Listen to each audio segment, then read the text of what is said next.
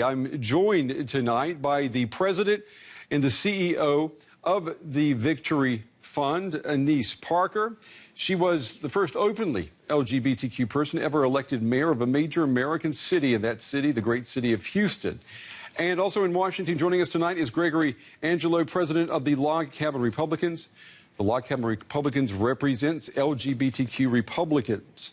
To both of you, welcome. I want to ask both of you, was the midterm election, was it a victory for LGBTQ Democrats or Republicans? Who wants to take a stab at that first? Annise?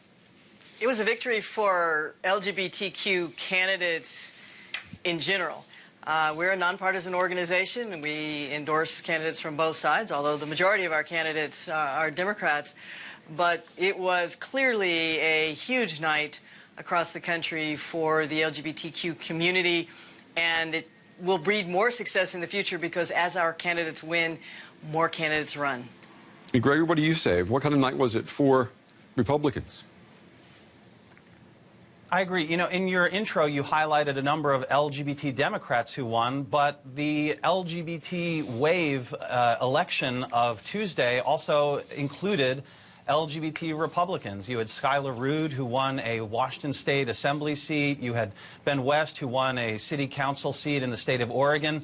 And in the deep red state of South Carolina, Jason Elliott, in a heavily conservative district, won in his bid for re-election for the State House of Representatives. This is someone who had the support and the endorsement of former South Carolina and Heritage Foundation President Jim DeMint in his bid for re-election. I think it just goes to show just how far hearts and minds are changing on both sides of the aisle when it comes to supporting good candidates regardless of their sexual orientation or gender identity. Greg, you retweeted a Wall Street Journal exit poll from Tuesday, and that stated 24% of the LGBT community voted Republican and 37% of transgender people voted Republican. I mean, those are very high numbers. I mean, are those reflective of reality? I think so. I can just go with the data that you saw in that Wall Street Journal poll. What do you think, Annise? And the data there that surveyed 90,000 individuals. I mean, that's not a small sample size. It shows almost a 75% increase in terms of LGBT individuals who voted Republican in this election versus in 2016, and what I believe is a historic high for transgender individuals who voted for Republicans in this year's election. What do you say, Annise? I think that's looking at the forest and not the trees. What you see that happened across America is that at the state level, in many states, particularly the red states, Republicans prevailed at a statewide level, but in the local races, all those races clearly broke for Democrats, which is why the Democrats took back the House. Many people split their tickets. And I don't know the genesis of the poll and how they did it. And I have no doubt that there were Democrats and Republicans who received the votes of the LGBTQ community. But it's very clear that where LGBT candidates were on the ballot, people from the LGBT community supported them. But we can't win on our own. We had lots and lots of help. Of the 154 candidates who were LGBT who won, I believe 5 of them were Republicans. The rest were Democrats. But there's 16 races that are still too close to call. So that number is actually going to go up. Where did all of the push come from, though, for this rainbow wave? I mean, let me ask you both. Is Donald Trump the reason why we have this rainbow wave now across the U.S.? You know, I'm going to say yes and no. I guess I'll start, Frank. Our candidates are running for the same reason that everybody else runs. And yes, there are those in our community who are running because they see our rights being attacked by the Trump administration. If you are transgender in America, you have to know that Donald Trump is not your friend. But most of our candidates run for the same reason that everyone else runs, which is they want to serve their community. And local issues were a lot more important in our races. Issues around health care. Number one issue across America was health care. Greg, let me just pull in Greg. Greg, what do you say about Trump, the Trump factor? I mean, in terms of the LGBT vote, I don't know that this election was a referendum on Donald Trump. And if anything, if it was a referendum on Donald Trump, it shows, according to, again, that polling, that support for the president among the LGBT community is growing and not shrinking.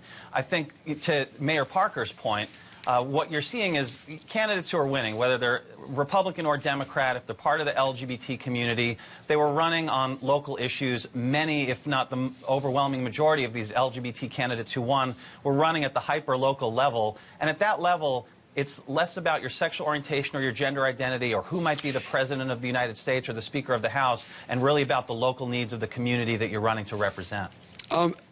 I think outside of the United States, a lot of people look at President Trump and they try to understand how he can claim to be, gay and lesbian voters' best friend. But let me take this into the future, in the post-Trump era, when that comes. When will the U.S. be ready for an LGBTQ presidential candidate? Greg, when do you think that'll happen? When will we have a gay president?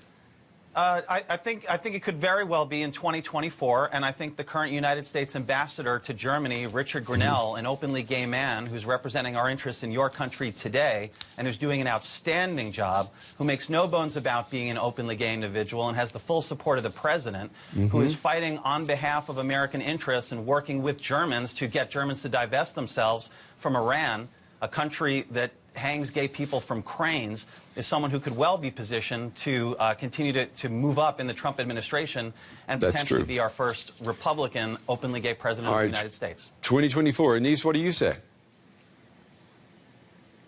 Certainly within my lifetime. I don't know if we'll be successful by 2024, but I would not be surprised to see an openly LGBT candidate in 2020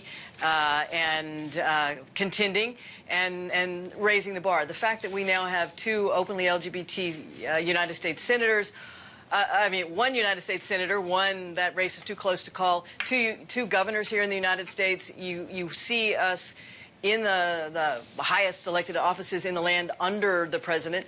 So it's just doesn't take much to imagine some of those candidates moving up.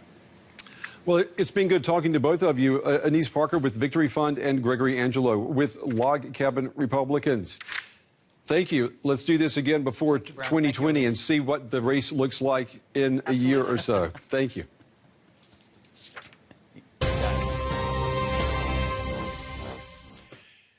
Well, on the other side of the world tonight in Lebanon, there is also a story of an awakening political awareness when it comes to sexual minorities. In the country's last parliamentary election back in May, several candidates openly endorsed LGBTQ rights.